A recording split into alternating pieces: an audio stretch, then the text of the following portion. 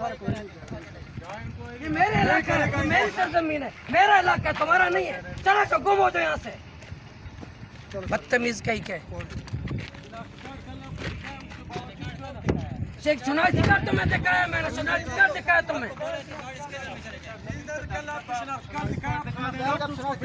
कौन है भाई? अपने घर पे अच्छा, उसके बावजूद तुम बोलते हैं इसके लिए ऊपर जाओ। आज क्या बर्दाश्त नहीं करेंगे? सवाल पैदा नहीं होते तुम्हें, सवाल पैदा नहीं होते। तुम फिर चेक करके दिखाओ, ये कोई तमीज है तुम्हारा?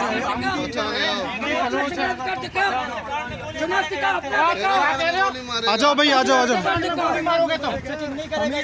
किसके गार्ड में गोली मारोगे? उसको मारेगा जब। ओए ओए, कंट्रोल कंट्रोल है। क्या मसला है?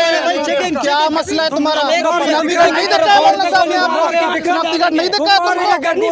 तुम्हारे गांड में मारेगा गोली। बेगैरत। जब मैं आपको कह रहा हूँ उलमा किराम से इतना बात करते हैं, बदतमीजी। देखो क्या जुबान इस्तेमाल कर रहे हैं।